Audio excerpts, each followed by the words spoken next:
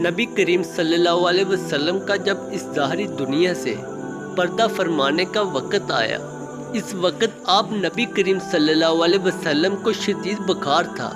آپ صلی اللہ علیہ وسلم نے حضرت بلال رضی اللہ تعالیٰ عنہ کو حکم دیا کہ مدینے میں اعلان کر دو کہ جس کسی کا حق مجھ پر ہو وہ مسجد نبوی میں آ کر اپنا حق لے لے۔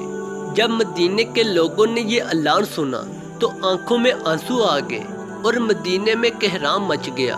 سارے لوگ مسجد نبوی میں جمع ہو گئے۔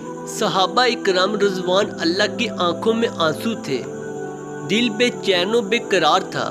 پھر نبی کریم صلی اللہ علیہ وسلم تشریف لائے۔ آپ صلی اللہ علیہ وسلم کو اس قدر تیز بخار تھا کہ آپ صلی اللہ علیہ وسلم کا چہرہ مبارک سرخ ہو جا رہا تھا۔ نبی کریم صلی اللہ علیہ وسلم نے فرمایا، اے میرے ساتھیوں، تمہارا اگر کوئی حق مجھ پر باقی ہو تو وہ مجھ سے آج ہی لے لو۔ میں نہیں چاہتا کہ میں اپنے رب سے قیامت میں اس حال میں ملوں کہ کسی شخص کا حق مجھ پر باقی ہو۔ یہ سن کر صحابہ اکرام رضوان اللہ کا دل تڑپ اٹھا۔ مسجد نبوی میں آنسوؤں کا ایک سیلاب بہہ پڑا۔ صحابہ رو رہے تھے لیکن زبان خاموش تھی کہ اب ہمارے آقا ہمارا ساتھ چھوڑ کر جا رہے ہیں۔ اپنے اصحاب کی یہ حالت دیکھ کر فرمایا کہ اے لوگو، ہر جاندار کو موت کا مزہ چکھنا ہے۔ میں جس مقصد کے تحت اس دنیا میں آیا تھا وہ پورا ہو گیا۔ ہم لوگ کل قیامت میں ملیں گے۔ ایک صحابی کھڑے ہوئے، روایتوں میں ان کا نام عکاشہ آتا ہے۔ عرض کیا، یا رسول اللہ، میرا حق آپ پر باقی ہے۔ آپ جب جنگ احد کے لیے تشریف لے جا رہے تھے تو آپ کا گھوڑا میری پیٹھ پر لگ گیا تھا، میں اس کا بدلہ لینا چاہتا ہوں۔ یہ سن کر حضرت عمر رضی اللہ تعالیٰ عنہ کھڑے ہو گئے اور کہا، کیا تم نبی کریم صلی اللہ علیہ وسلم سے بدلہ لوگے؟ کیا تم دیکھتے نہیں کہ آپ صلی اللہ علیہ وسلم بیمار ہیں؟ اگر بدلہ لینا ہی چاہتے ہو تو مجھے گھوڑا مار لو، لیکن نبی کریم صلی اللہ علیہ وسلم سے بدلہ نہ لو۔ یہ سن کر آپ صلی اللہ علیہ وسلم نے فرمایا، اے عمر، اسے بدلہ لینے دو، اس کا حق ہے۔ اگر میں نے اس کا حق ادا نہ کیا تو اللہ کی بارگاہ میں کیا منہ دکھاؤں گا؟ اس لیے مجھے اس کا حق ادا کرنے دو۔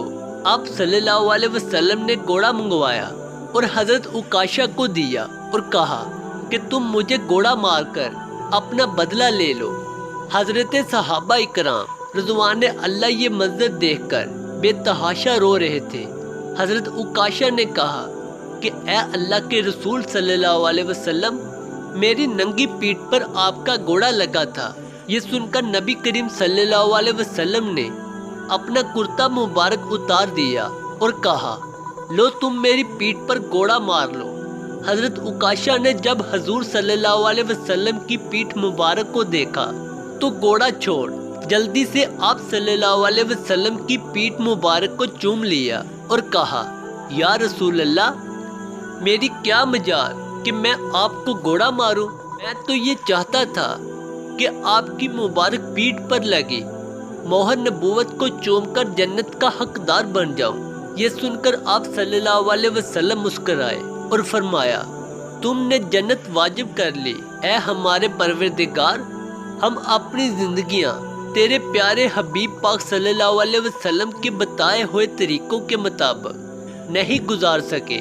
ہم دنیا ہی کو سب کچھ سمجھ بیٹھے، اپنے نفس اور شیطان کے بہکاوے میں آ کر اپنی آخرت کو بھول گئے۔ اے رب کائنات، ہم گناہ گار ضرور ہیں مگر منکر نہیں۔ ہم سے گناہ سرزد ہوئے ہیں مگر کسی صورت بھی گناہوں کو اپنے لیے جائز نہیں سمجھتے۔ اے ہمارے رب، ہم آج سے توبہ کرتے ہیں، ہماری توبہ قبول فرما۔ ہم اپنے تمام گناہوں کی معافی مانگتے ہیں اور تجھ سے التجا کرتے ہیں کہ تو ہم پہ رحم فرما اور ہماری دنیا اور آخرت برباد ہونے سے بچا لے اور ہمارا خاتمہ ایمان پہ فرمانا، ہمیں قبر اور دوزخ کے عذاب سے بچانا۔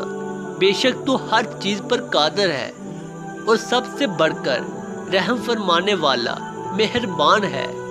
دعا ہے کہ اللہ تعالی ہم سب کو اس پر عمل کرنے کی توفیق عطا فرمائے۔